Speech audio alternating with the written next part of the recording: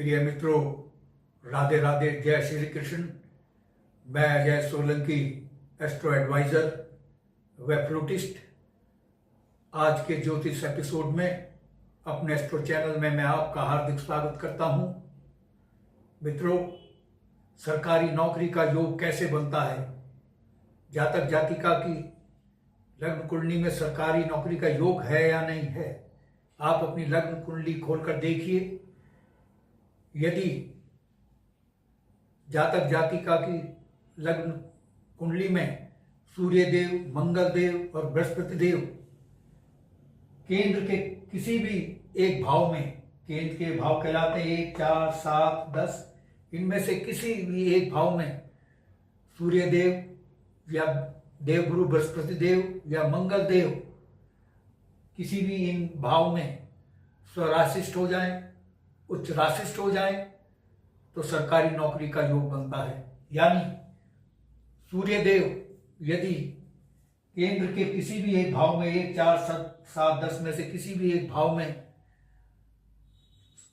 स्वराशिष्ट हो जाए, यानी सिंह राशि में विराजमान हो जाए या अपनी उच्च राशि मेष राशि में विराजमान हो जाए, लग्न चाहे कोई भी हो, तो जातक या जातिका की लग्न कुंडली में सरकारी योग, नौकरी का योग है।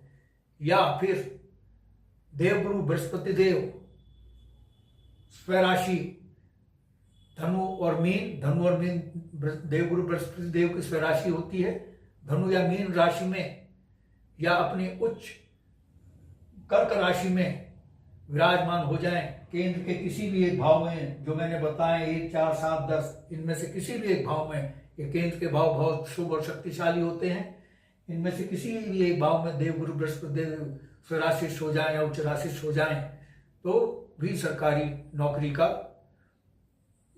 शक्तिशाली योग बनता है। यदि मंगल देव अपनी स्वराशि वृश्चिक या मेष में विराजमान हो जाएं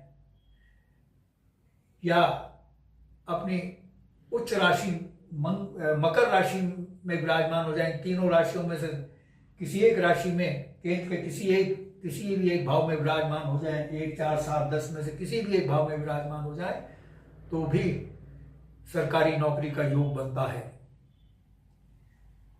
या फिर देवगुरु बृहस्पति देव और सूर्य देव एक साथ किसी भी राशि में दशम भाव में विराजमान हो जाए, या सूर्य देव और मंगल देव दशम भाव में किसी भी राशि में विराजमान हो जाए, या मंगल देव और बृहस्पति देव किसी भी राशि में दशम भाव में विराजमान हो जाएं तो भी सरकारी नौकरी का योग बनता है। यह योग शक्तिशाली तभी कहलाएगा जब सरकारी नौकरी का योग बनाने वाले ग्रह 12 से 18 डिग्री की सीमा के अंदर हों। अगर 12 से कम डिग्री पर स्थित हैं या 18 से अधिक डिग्री पर स्थित हैं तो भी सरकारी नौकरी का योग बनेगा, लेकिन वो शक्तिशाली नहीं होगा। शक्तिशाली तभी होगा जब 12 से 18 डिग्री के सीमा के अंदर हों। सरकारी नौकरी का योग बनाने वाले ग्रह अगर लग्न भाव में योग बना रहे हैं आपकी लग्न कुंडली के लग्न भाव में, तो ऐसे जातक जातिका की बहुत जल्दी नौकरी लगती है। यदि सप्तम भाव में योग बना रहे हैं तो विवाह के उपरांत सरकारी नौकरी लगती है। सप्तम भाव विवाह का भाव कहलाता है।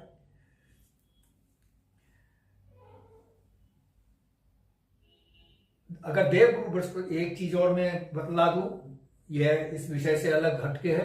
अगर देवगुरु बृहस्पति देव केंद्र के किसी भी भाव में आपकी लग्न कुंडली में विराजमान है हो जाए, लग्न चाहे कोई भी हो, ऐसे जातक पर जब कोई कठिनाई आती है, परेशानी होती है, तो देवगुरु बृहस्पति देव बहुत ही सहायक साबित होते हैं, बहुत ही मददगार ग्रह साबित होते हैं।